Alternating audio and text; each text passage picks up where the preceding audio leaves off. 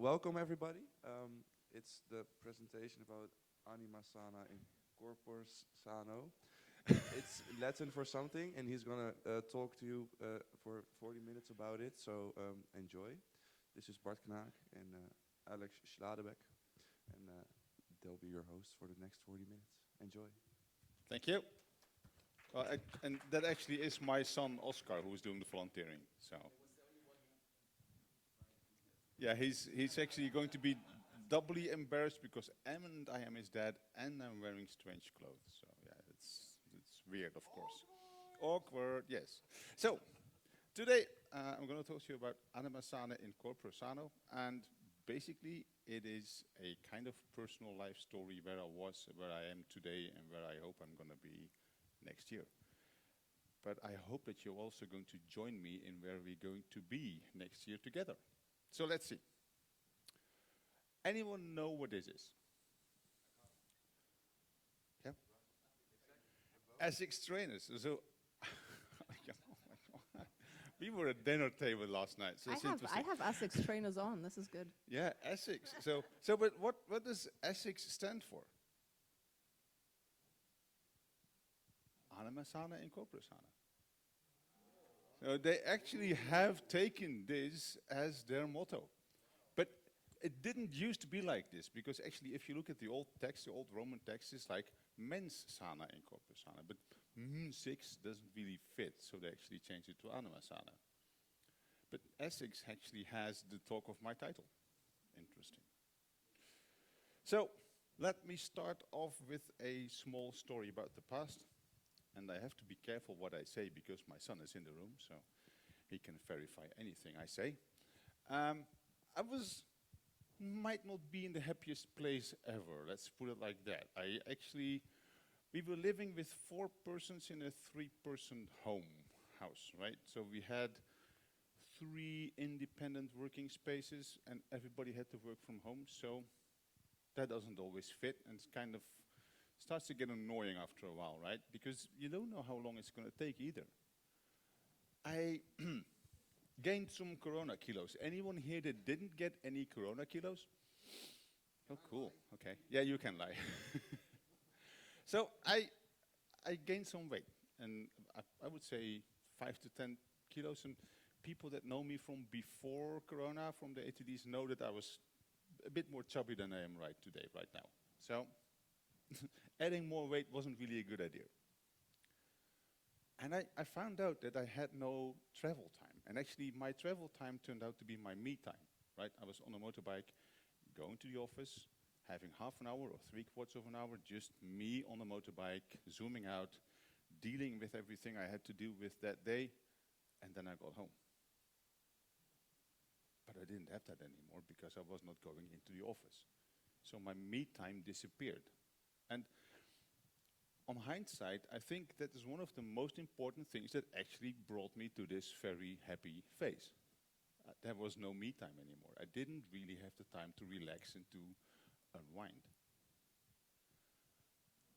And there was no outlook. You didn't know how long this is going to take.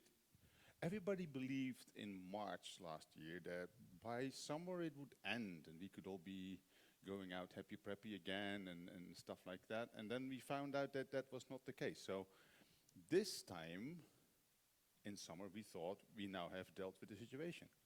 In the Netherlands we're already going into a half lockdown at the moment where people have to go stay home and restaurants have to close earlier.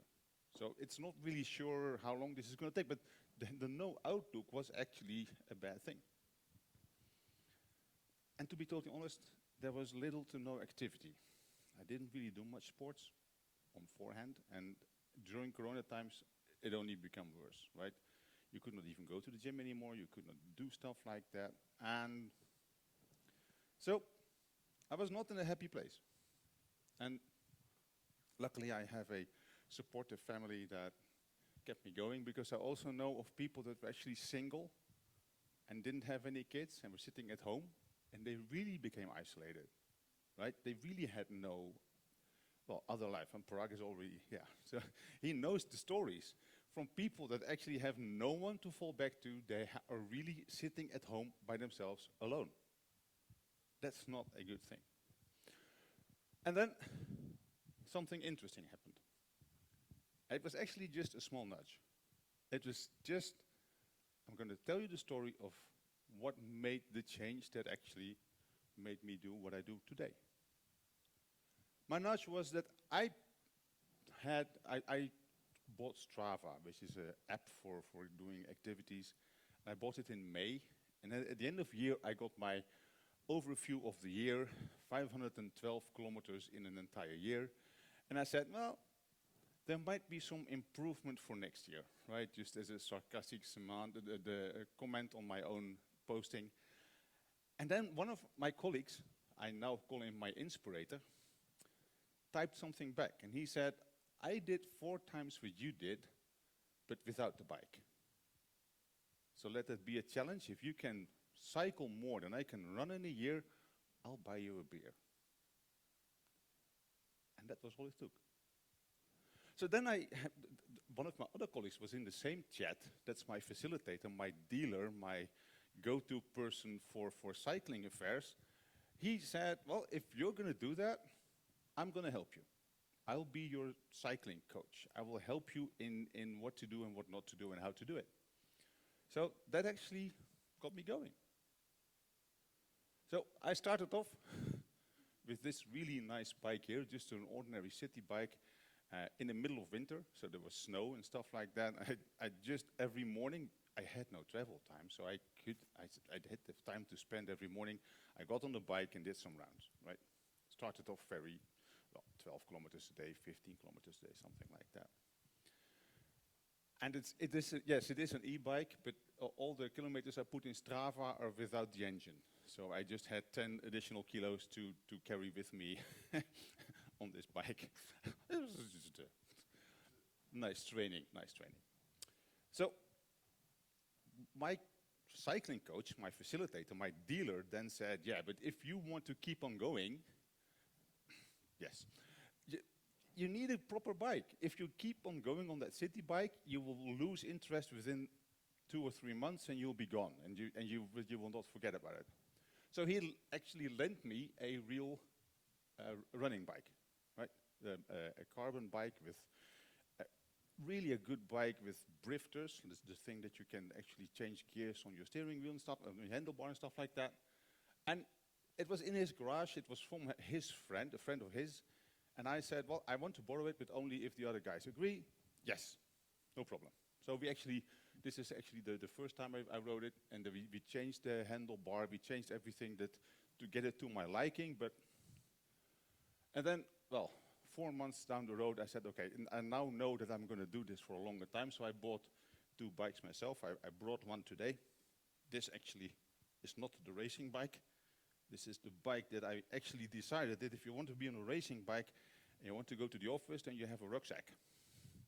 And that's really becoming sweaty very quickly. So I also needed a bike with something to put luggage on, right? So I actually bought the 2 bikes from one guy, both second-hand, and I've been riding them ever since. Thing is, having a proper bike really makes sense. But you don't need one of those sophisticated bikes to start. I started for the first 2,000 kilometers on this ordinary city bike, no problem. And then I got on to more professional bikes. So where am I today? Well, I've lost 18 kilos, and that's not including the 5 kilos I gained. So actually I lost 23 kilos, but I take the corona kilos out of that because, yeah, you don't want to count those. It took me 480 hours of cycling to do so. So some time spent, and my wife is sometimes like, are you going to go cycling again? Yeah. And the funny thing is, I rekindled some of my connections. Because I had some friends that also did cycling, and I didn't really see them very often. But now suddenly we started to go and doing rides together, right? My cousin, I see him at the normal parties you have, like birthdays and stuff like that, but we didn't really have those anymore during Corona, so I didn't really see him anymore. And then I said, hey, you've got a racing bike? He said, yes. I said, why don't we do some tours together? So now every month, every 2 months, we take a tour together and we actually catch up. And this is the same cousin I used to go on cycling holidays in my childhood, right? So we actually rekindled the relationship, and that felt good. So I'm in a much happier place at the moment. And this morning, I finished 10,000 kilometers to date this year. Yeah, you know. And I tried to make a nice Strava graffiti, but the D, well, yeah. If you have some imagination, there's a D in there somewhere. You know, it's okay. Let's not go too deep into that. So, but why am I in a happier place? Well, there's a number of things that happen in your brain if you start to do sports, right? First of all, if your cardio fitness goes up, the level of oxygen in your body goes up, and your memory increases and gets better. Now, I didn't really have much memory problems before. But this is another thing that happens is that your cortisol levels go down. And cortisol is a hormone that you actually use for your fight or flight reaction, right? And it's a stress based drug. And it helps you in reacting quickly if you have sudden stress. But if the stress is prolonged, the cortisol will actually start to be destructive instead of helping you. And noradrenaline will go up, so your total stress level will go down. And that's also part of the me time. I got my me time back again. So I have this time to relax, to actually unwind the day and whatever happens. And last but not least, your serotonin and dopamine go up, and therefore you have a happy feeling. Let me add something to that, though. Yeah, okay, good. So, this is true. Sports will increase your happiness levels. That will increase serotonin, dopamine. Two things. First of all, they are addictive. And being addicted to anything, even if it's serotonin and dopamine, is probably not a good thing for you. And one of the things that people use sport for is also to get away from bad feelings and not nice things. And that's good to a certain extent. And we're not going to go into too much detail about it. But if you end up using that exclusively and never having any time to think anymore, then you're probably doing it too much. And I don't think that's what happened to you. I've been there, it's not very good, so keep an eye out on that if you're taking up new sport. It's good, but it's also not the answer to all of your problems. You can keep going. Thanks, Alex, for the interlude. Yeah. So, they are addictive. And actually, the thing about them is that, okay, I now have this, well, I've done the 10,000 kilometers. I did more than the other guy ran in this year, right? I have a watch which is being paid back by the insurance company by my health insurance if I do my sports and stuff like that. But even though I've already achieved those goals, if I have my payback kilometers and I have already done the 10,000, I still feel the urge, the need to keep on going. At sometimes, I try not to make it at the expense of my family, but you actually have this urge to keep on cycling. So yes, I am a bit maybe going into that trap. So thanks for the warning, Alex. So, and then I talked to Jose and Uwe last summer, and I said I would actually like to pay this forward. So I'd actually like to be inspiration for other people to actually do stuff like this. So what we're going to do this year, and I'm doing it here right now, but we're also going to do it Thursday morning in the entire room. So we're going to set up a fitness challenge for agile testing. And anyone can join, sponsors, employees, attendees from the past, attendees for the future. Even you can join. Yes, Pepe, I would love you to, if you would join. And we're going to see if we can actually do a kind of, the fitness future, if we can together come to a more fitness place. So what's it going to be? It's going to be a 1-year challenge, and whatever kilometers you do in that 1 year will count into this challenge. So it's going to be 4 categories: cycling, e-biking, running, and walking. So we're going to set up 4 Strava groups, and you can sign up for a group, and then you can actually work with it.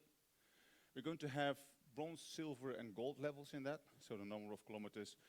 We have to decide on the exact numbers, but I think it's going to be something like for 2,000 on a bicycle, you get bronze, and then we progress from that. And then at 2022, we're going to do a raffle for prizes based on the levels that you have achieved by then. So people with the bronze level will get less tickets than people that have reached the gold level, stuff like that. And anyone that joins will get a raffle ticket anyway. So that's the promise that I make now. Sorry, Jose.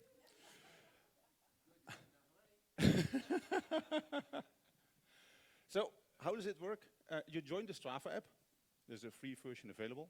You can also have the paid version, and then you can do some more analysis of your activities, but you don't need that to actually join the competition. You put your name on the poster that we have in the expo. It's straight across the Bali, the counter. So you can actually put up your name there.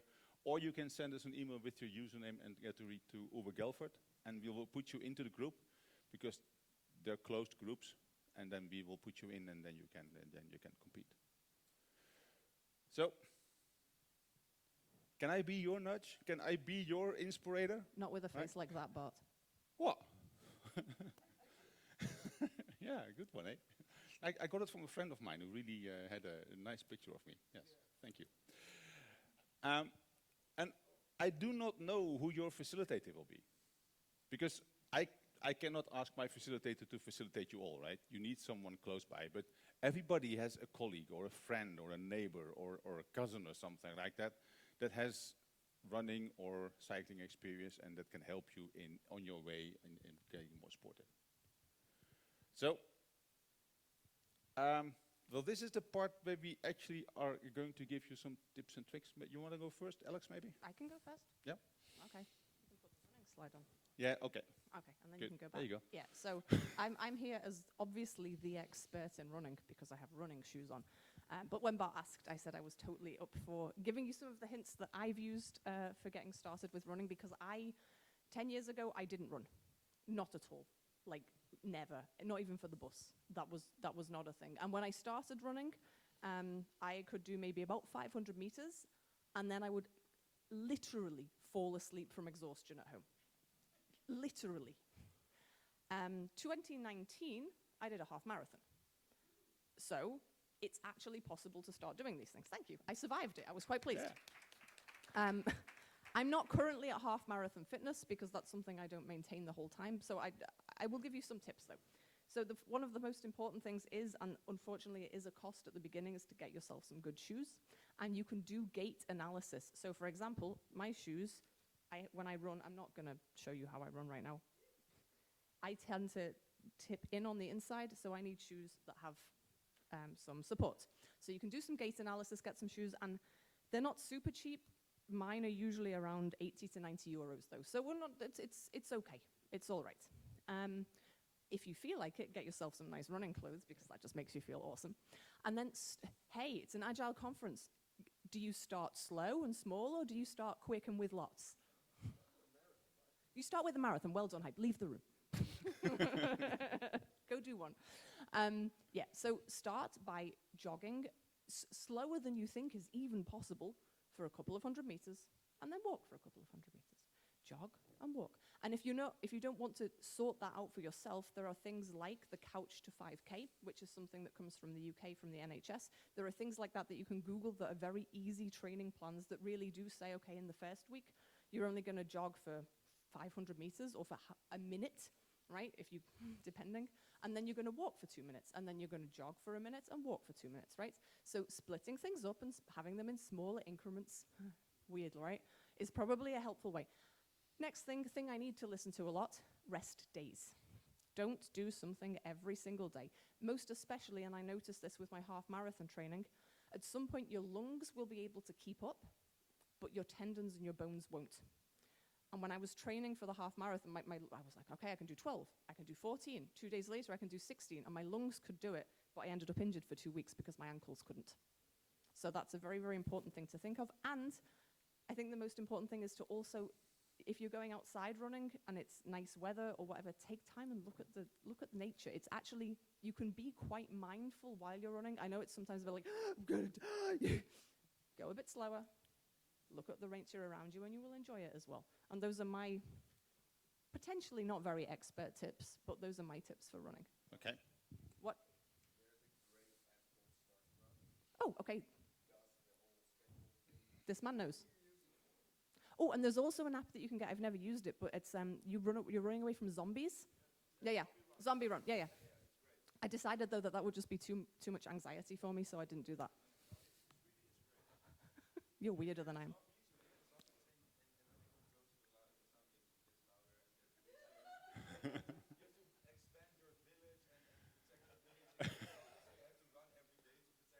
Whatever motivates you. And Yeah. I think that's one of the things that actually that helped me as well. I had some goals, right? I had the goal of achieving more than this colleague was doing running. I had the goals of earning back my watch. I had the goal of...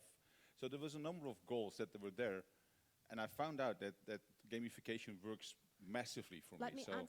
me add to that, sorry, because I didn't use the zombies, but there is a system called the Conqueror Challenges. Of course, it costs money, but for, I think, like 30 euros, you sign up and you say what you're going to do.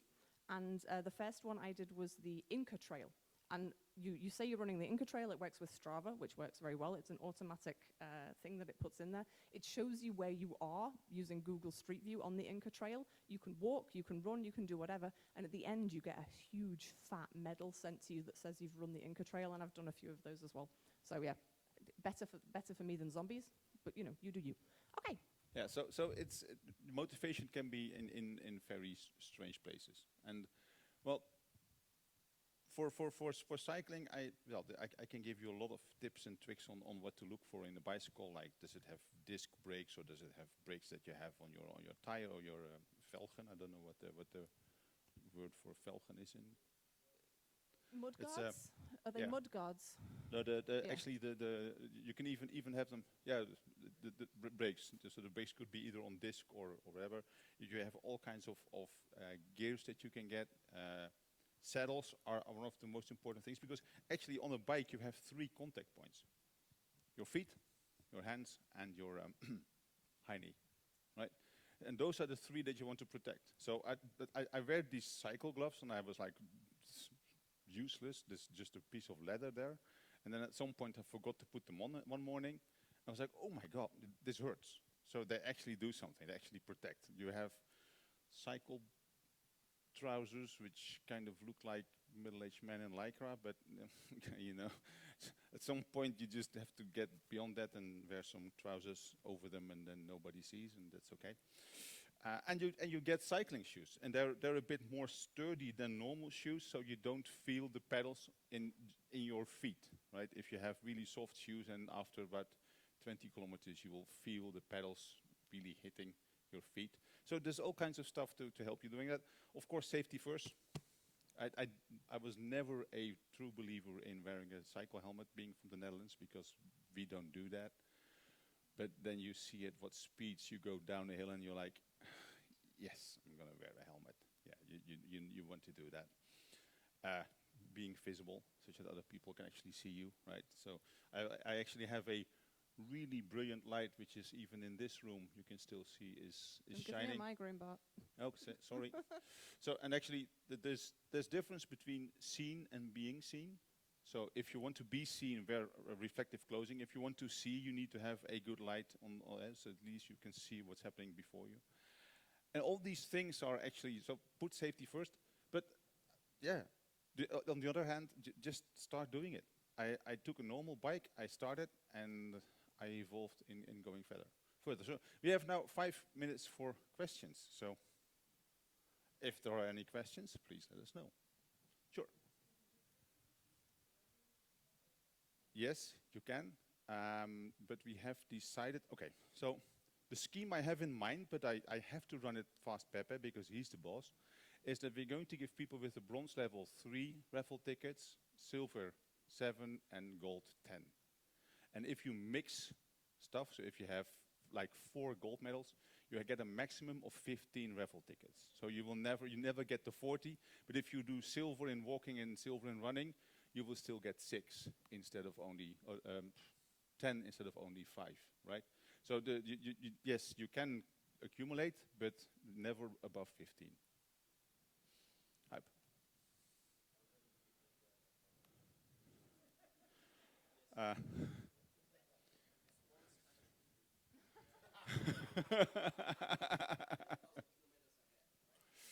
Well, let's put it like this: the distances will be so that it should be possible to reach the bronze level for everybody, also for elderly people like you are.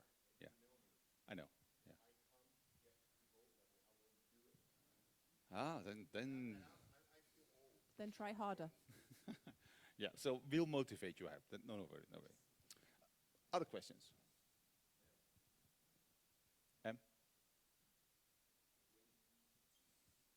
All right. Well, actually, it's like I said, it's a year-round challenge. So the groups will be starting from coming Monday. So and actually, at the next agile testing days, until the next agile testing days, and then we will do the raffles. Yeah. So it's actually from ATD to ATD, and we're probably gonna do some stuff like this at open air as well, just to give some boost to it. We might. But then I have to be there.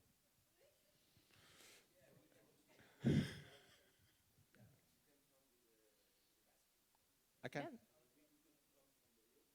Yeah, yeah. Yeah. So people have noticed Stroomverkeer being in the lobby. They have really excellent e-bikes. I'm not pushing you to go there, but yeah, it's a really nice bikes they have. I like the racing bike. So, good. So. They have only one, so if you want to get it, run for it. Yeah. Okay.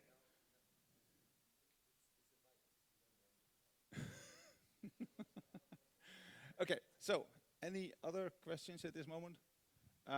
We'll be sending out some more information via the news groups as well, in blogs.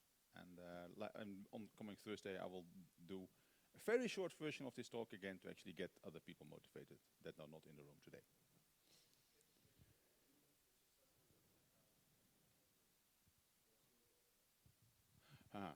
That's a good question.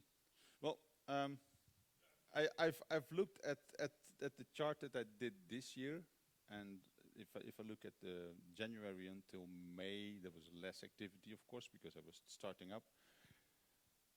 Okay, let me put the goal for 15,000 for next year.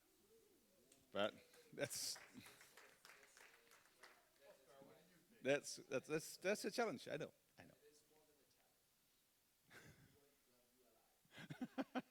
No, but actually, okay, this is 10,000 to date.